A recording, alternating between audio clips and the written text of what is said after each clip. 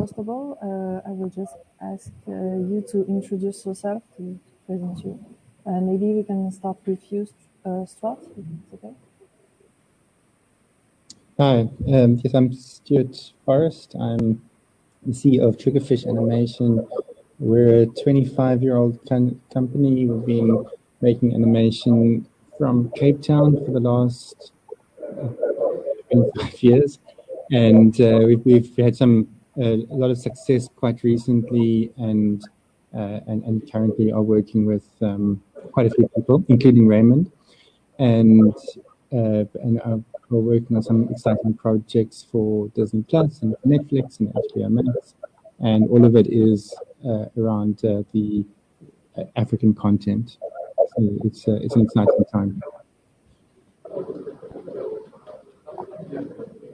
Okay, thank you. Raymond, maybe you can go.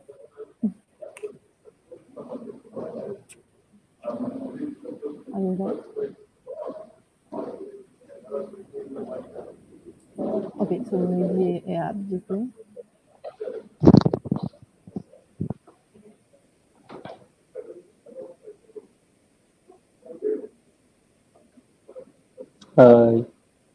Who's going next? Okay.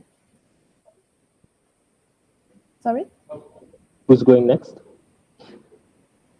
Well, I asked to Ehab or Riyad or Raymond, as you want.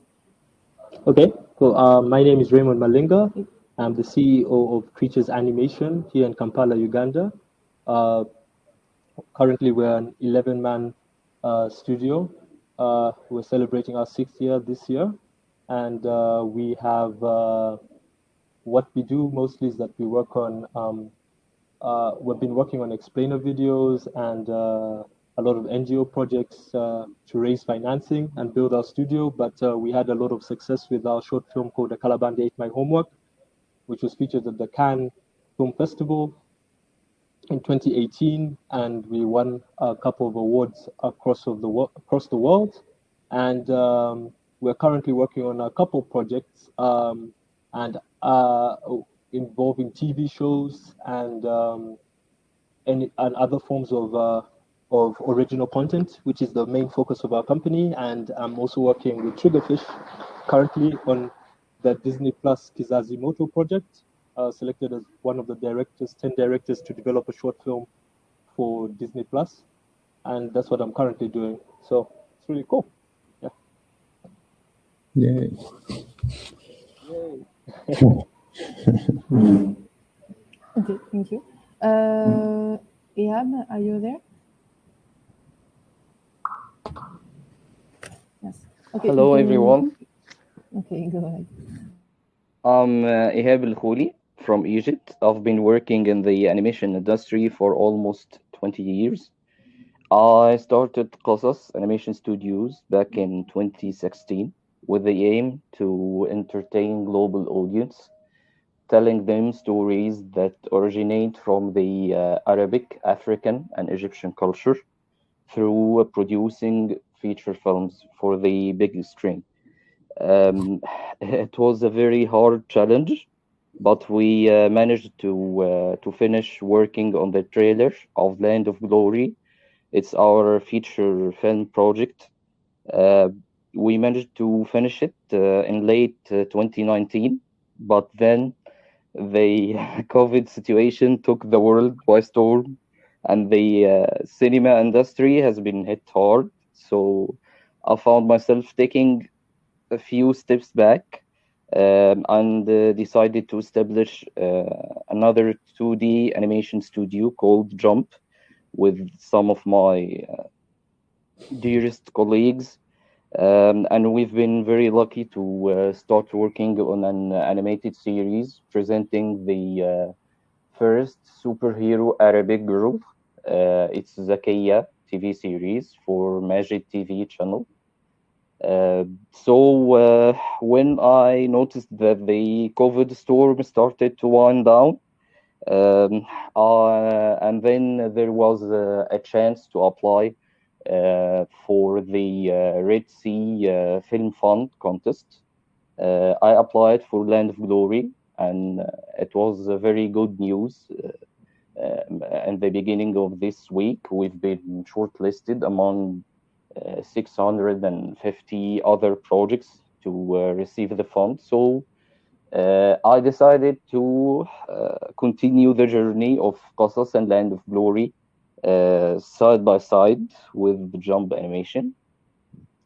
And I'm very honored to be with you today, and thank you very much for the opportunity. Thank you to you. Okay, so I don't know if Riyad joined us. Let's see. Just check. Okay, not in the room yet. Okay, so we will start. Is what do you think is missing for Africa to become a land of animation? Someone want to start first? I'll start first. I think a lot of it is opportunity. Just being able to access some of the things that are easier to access elsewhere in the world. So it's the barrier to entry. If you're a creator, you've got an idea for a project, it's very hard to just find the right channels to get that project pitched. Because it's expensive. You can't just come up with a one-line idea. You've got to have quite a solid pitch that's been workshopped and with graphics and a storyline. And so I think the barrier to entry is that a lot of people just don't have the resources to develop their ideas to the point where it can be pitched to a big broadcaster or a international streamer, and animation is expensive to create, so it does require you're pitching for a $10 to $20 million project. You're going to need to be able to pitch with a lot of resources. So I think the lack of resources is one of the key barriers. Yeah, Okay, I think. Sorry, can I go? Yeah, sure. Go. I think like there's also specialization. Very strong talents in specific areas of focus, right?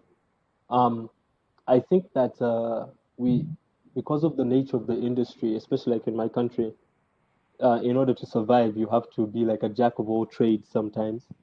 You have to be able to do graphic design and animate, then do some sound design if that's what's going to pay the bills.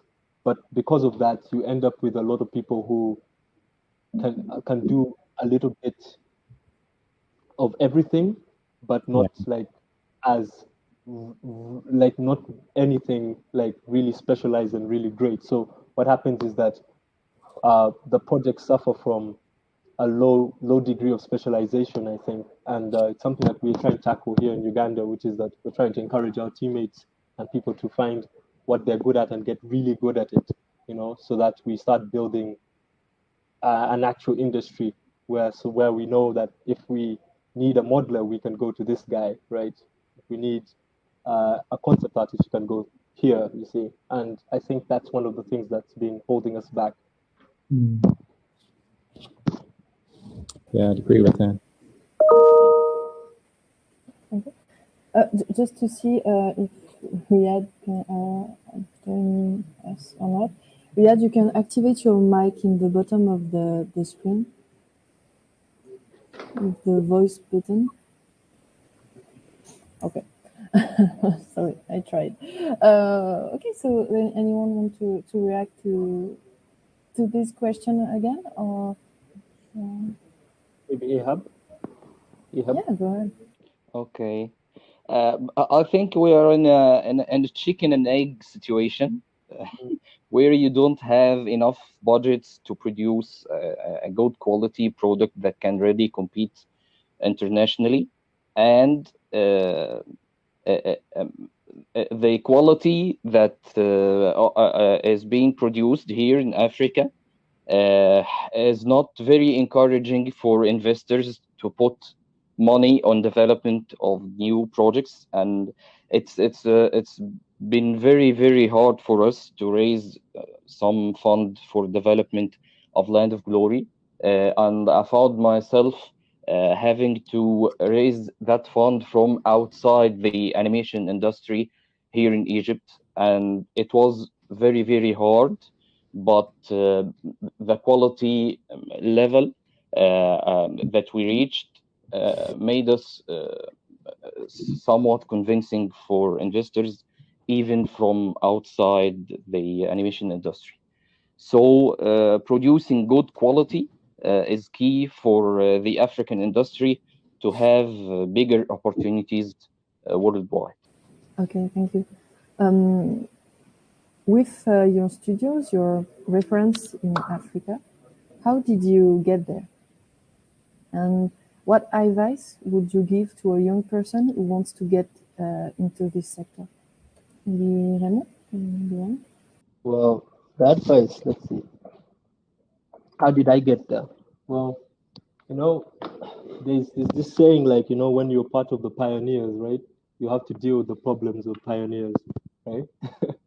And it's often a reality when an industry hasn't matured that you have to come in understanding where the industry is and what you might have to do to push it.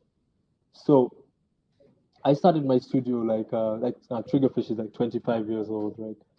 I started my studio like 6 years ago, and the landscape is very different right now, which is encouraging. There's still a lot of problems, you know, and challenges, but entering now is very different from entering back then.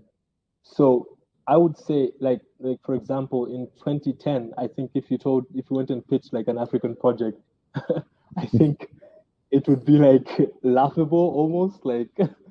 But now, like, there's a lot of opportunity around. You know, it's encouraging, but now it's a question of how do you stand out and make your story really personal. I've realized that very personal, unique stories are very valuable right now, especially on the African continent. Unique because people are looking for unique perspectives. How we started, funny enough, is actually doing that, because like when we did a Calabar Date My Homework, we pretty much did a film that was just very personal and just very Ugandan. And we thought it was funny, and we hoped everyone else would think it's funny too, right? And when we put it out there, I guess what happened is that it was so bizarre and so different in terms of its narrative, its comedic timing, that perhaps that's what made it appealing to a lot of the people who watched it and relatable. And you have to package. This is something else I would say. Like, it's very important to package whatever you're doing from a personal level and test it. It has to be able to resonate with a global audience as well. So it's a tricky balance, but we're in that state right now whereby our audience here in Africa has the potential to be really large, but there's still some form of appreciation that's growing about animation. It's there, the potential is there, but like we need to tap into the global audience as well. We can't neglect it. So we're making films almost for ourselves, but at the same time, we have to be able to make films for a large majority of people out there. So I think that the strategy would be, who are you? What makes you unique? And what can you latch on that would make everyone else out there be interested in what you have to say? So using like very personal experiences or personal stories, but with very general themes. That's what I would say, right? And that would be a good entry point. That's my perspective, I think. So I don't know what the rest think. Yeah, I think if you're wanting to get into the industry, I think the key is just to start working. It's difficult because sometimes it's again a question of resources, but you know, it's if you have a computer, you're you're very close to having all the tools you need to be able to produce a short film, write the short film, workshop it, take time, and then produce it. It doesn't have to be as high end as you would wish for, but as long as it tells a story and it connects with people universally, it's going to get an audience. And I would just say, if you're wanting to get in, just keep making stuff, because that's what makes you stand out. And once you stand out, someone's going to contact you and say, would you help us with this? And that's how you take your first step.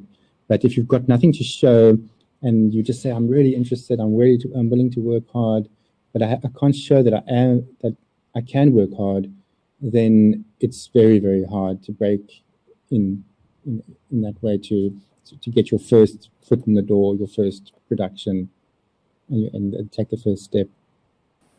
Okay, thank you. Ed, maybe you want to react to that? Yeah, I'll add to what Stuart said. I think that's good. That's a good point. Just start, I think just starting is one of the most scariest things, but one of the most fulfilling things as well, because the difference between you and everyone else who hasn't gotten there is probably that they just didn't start. And I think just starting and realizing that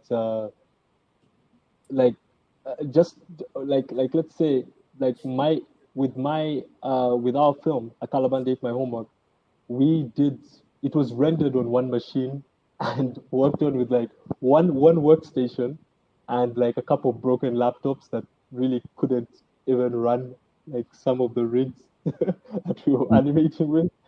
And the point is not how you start, really. The point is how you finish. So maybe have a target we started only me and my brother in a garage, but we ended with 7 people and 2 computers and better laptops, and it was a journey of 2 years, but if we never started, we probably wouldn't have gotten there. So name what you want to achieve with your project and let that carry you through as you're doing it. That's what I would say. And I think just starting is one of the best advices you'd get, right? Just start. I've clapped for myself.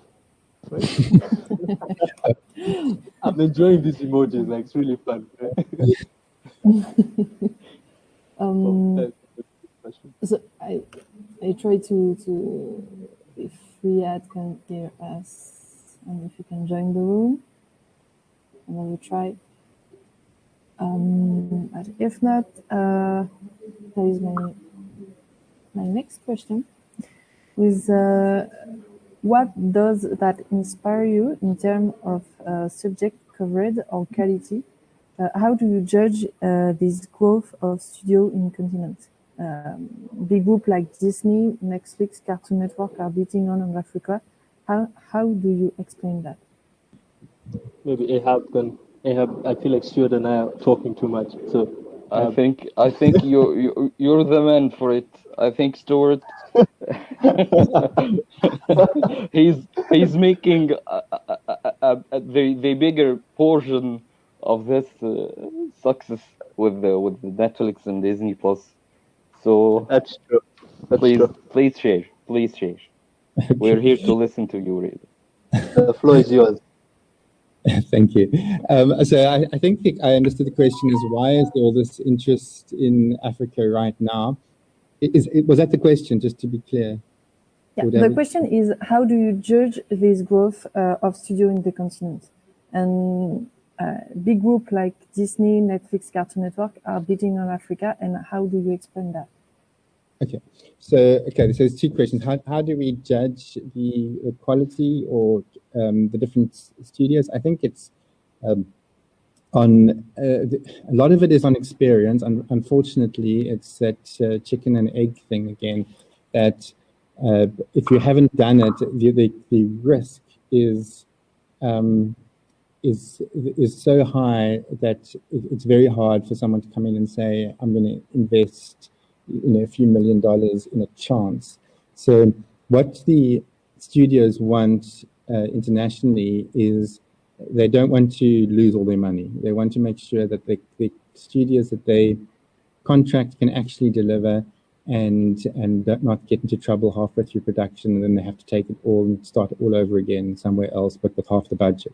So a lot of it is just being able to prove that as a studio you understand what it is to be professional, and that you present yourself professionally at every level, from the accountants to the legal work to all the back office, and also obviously with the quality of the work that is delivered, and particularly around the post-production and legals and things like that. And I think that that's a lot of times when people have presented me with a budget and I see the legal budget is $2,000, then it's very clear they don't understand just how much legal work will go into it, and those kinds of things send red flags. So always, if you're pitching on something, make sure that you've covered those back office things. The other question, or the other part of the question, I think, was why are the studios coming here? I think to Africa. I think that there has been a lot more awareness in the last 5 years. I think it started with the Me Too movement, Black Lives Matter. I think social media has just highlighted a whole lot of issues, systemic problems within Hollywood, within the entertainment industry, that suddenly have a voice, a very clear voice, and people are paying attention because that voice has power now. Because if you have a Me Too story or a Black Lives Matter story, it will get out. It will definitely get out. And I think that means that everyone's reassessing the way that they're looking at the world, and in that reassessment has been, wow, we've only been telling stories from Hollywood about our own people, and sometimes we've been going to other cultures, taking their stories and making it in Hollywood and selling it back to them, and that's not so cool anymore. So I think that's the thing that's really exciting for all of us from an African perspective, is that it's not cool anymore for Hollywood to just make whatever they feel like in Hollywood without consulting or without engaging meaningfully in working with the source of where that story comes from. Okay, thank you. Maybe Riyad, you want to react? The recent trends that we see in feature films presenting other cultures than the Western culture, for example, in movies like Moana, in movies outside of addressing cultures outside of America, just like addressing the Viking culture with the How to Train Your Dragon franchise, exploring cultures outside of America in Hollywood-produced films. I think it's very encouraging, and the success for these films, I think it's going to encourage more and more bigger studios and streaming platforms to explore the different stories around the world, and they cannot find a place that has a very long heritage of different stories better than Africa. So I think that's what encouraged studios like Disney and Netflix and Cartoon Network to search in Africa for new stories. Okay, thank you. And I think Renan is back. Are you there? Okay, no, he left. Okay. So next question is, how do you see the future of animation studio and their place in Africa and international? I'll jump in again. I think that as I said earlier, the world is ready for African stories. I think the key is high budgets. We really do need to be producing at the same budget level as anything that's been produced in China or in the US, we can't compete until we've got the same budgets. It's just impossible. So I think that that's going to be the next thing that we're going to have to really look at, is making sure the budgets are up there. I think that it's getting there. I think it's getting to the point where there will be a lot more engagement. And for the same reasons as I said earlier, if you're a distributor like Netflix and you want an African animation story, you can't just make that in Los Angeles. It's just not going to fly. It's going to get so much criticism. So they have to come, and they're going to want to work with local people and local studios. Okay, sorry, Stuart, you're the last one. You're the last standing. Okay, so if you want to add anything, you can add. I think there is a question in the chat. With every year at 3D-Net Info, we train many young Africans in animation, video games, 3D special effect there. Why isn't there more cooperation between African studio and training centers? It's a great question, and it's something that the training centers should have a lot more. From my perspective, in Cape Town, there's one training center that engages very deeply with the industry, and it's by far the best. It's one of the best in the world. But it's one of the reasons is that they ask industry, what do you need, and they produce the best quality students because they are giving us exactly what we ask for. And then we're very involved with the judging, the marking. So we take an active, if a training studio reaches out to an industry, there's usually a lot of incentive for industry to jump in and help. I don't think Triggerfish would be where it is today, and I don't say this lightly, but I don't think we'd be there if we didn't have that very strong animation school on our doorstep, because we get probably about 70-80% of our crew, our local crew at least, from that one school, and that's meant all the difference to us. So it's a great question. It's a question to ask the training institutions. And the institutions really, if they're wanting to provide value to their students, they should be approaching industry. And I don't think industry is the ones that are saying, we don't have time for you. If they have a long-term vision and they want to see the industry grow. I also just want to raise, there was an earlier question from Mohammed about the why don't studios cooperate more, and I think it is partly to do with the fact that there is people are just looking out for survival. It's a survival industry. It's really can be quite hard, but there is some. We're cooperating. We're working with Raymond at the moment. We're making a short film for Disney. We're working with quite a few other companies throughout South Africa and Zimbabwe and in Egypt. And because we've got the work and we need people to do it, and it really is, we have to ask ourselves, why didn't we do this long ago? Because we're learning, we're growing our capacity to do more work, and it really is a question that it seems counterintuitive to be helping other studios, but it definitely has huge rewards, and as someone who's gone through both sides, I can highly say like every studio should be looking at engaging with other studios and seeing what they can do together, because it really does expand your capacity. Okay, thank you.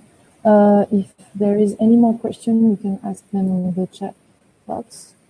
And if not, I think we will end there. I guess not. So thank you very much, Stuart, and if you can hear me, thank you very much for the talk, for your participation. And I will send you an email to all of you to be able to go through the talk without any connection problem. So thank you very much. And the next conference is at 2 p.m. GMT +2. So don't hesitate. And thank you again, Stuart. Thank you. Thanks, everyone.